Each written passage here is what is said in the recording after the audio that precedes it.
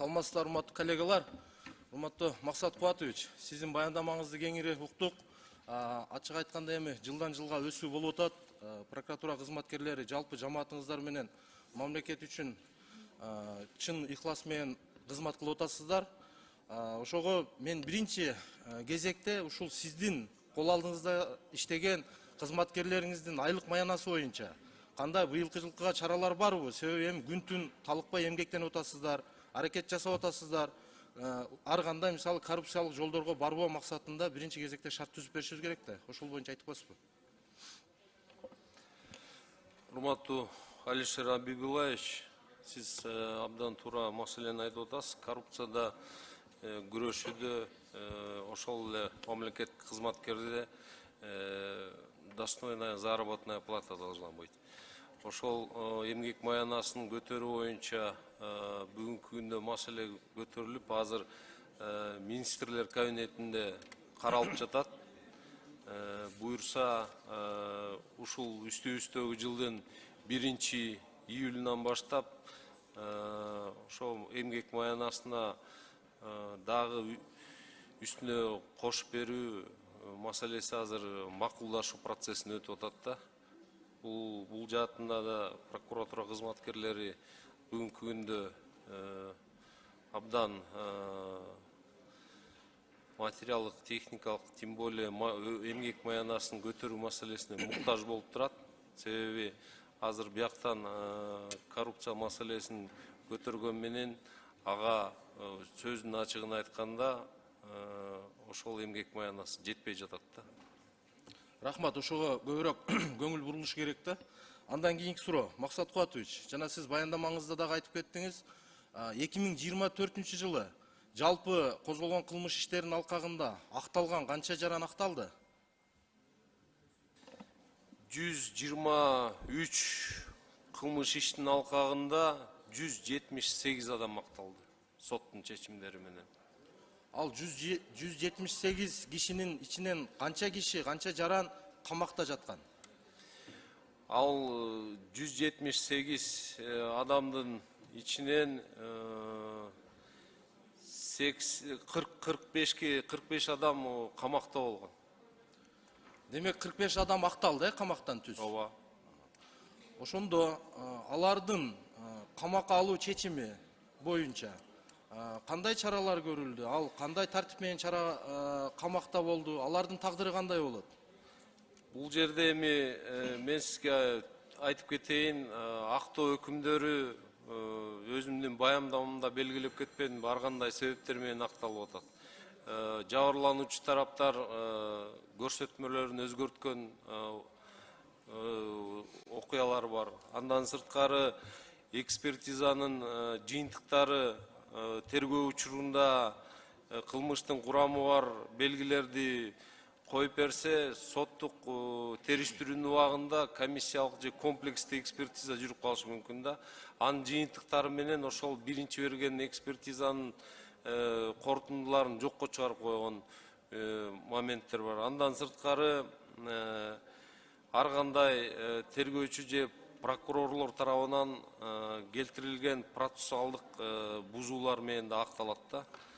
Ошондо ар бир актоо өкүмү өзүм баяндамамда белгилеп кеткендей териштирилип, ошонун жыйынтыгы менен 54 прокуратура кызматкери тартиптик жоопкерчиликке тартылды. Андан сырткары 75 башка органдардын тергөө кызматтарынын кызмат адамдары жоопкерчиликке тартылды. Рахмат, Максат Кубатович, эми сиз башкы прокурор катары мындай оюңузду айтып кеттиңиз. Негизи эми адамдын тагдыры менен ойнобошубуз керек да. Тыйындын эки бети болот дегендей, эми эгерде ошол иш козголгон сотрудник толук кандуу далилдей албай турган болсо, анын да жоопкерчилиги каралыш керек да. Эми ал жөнөкөй гана жанагындай бир выговор же болбосо сөгүш менен эле чектелбей, өзүнүн ишине компетентсиз кызматкерлерди жумуштан алышыңыздар керек. Себеби адамдын тагдыры менен ойнобош керек да. Аларга да катуураак чара көрүлүш керек. Эми ал жерде 1 ай жатышы мүмкүн, 10 күн жатышы мүмкүн. Адамдын тагдыры Бүгүнкү күндөгү мисалы ал жерде адамдын моралдык жактан, психологиялык жактан канча удар болуп атат. Анын бала чакасы, үй бүлө, тууган урук деген жагдайлар бар да. Адам тагдыры менен ойнобой ошого дагы өзүнө далилдей албаган, акталып кеткен адамдарды аларга дагы бир кандайдыр бир чаралар көрүлүш керек да, ошол кызматкерлергечи. Ошону дагы бир көзөмөлүңүзгө алып койсоңуз. Эң туура айтып атасыз. Бул ар бир кылмыш иштин артында, ар бир ошол кылмыш менен жоопкерчиликке тартылган адамдын артында үй бүлөсү бар, жакындары бар, туугандары бар. Тем более ал адам, акталган адам камакта болгон болсо, ошонун баары акталгандан кийин реабилитация болуш керек да. Бул сөзсүз түрдө мен айтып атпаймынбы? Ар бир актоо боюнча эгер ошол 3 жылдан кийин акталабы, 5 жылдан кийин акталабы, сотто ар кандай шарттар болуп калат, создуктурулуп каралып, анан 5 жылдан кийин акталса дагы ошол жоопкерчиликке тартуу убакыттын эскирүү мөөнөтү өтүп кеткендигине карабастан, ошол убакта иштеген, ошол ишти тергеген тергөөчүнүн, ошол ишти көзөмөл жүргүзүп, айыптоо актысын бекиткен прокурордун актысын ошол эскирүү мөөнөтү өтүп кеткенине карабай, бүгүнкү күн жоопкерчилигин карап жазасын берип атабыз.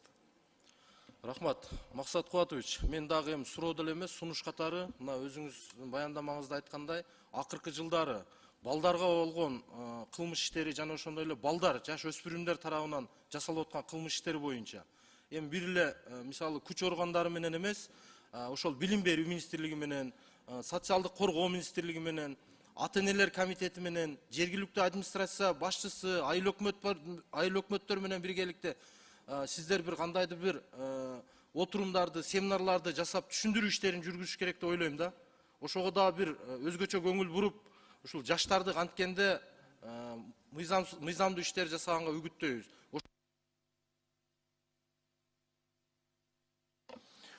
Сөз сунушуңузду эске алабыз. Ар дайым бул жумуш жүрүп атат.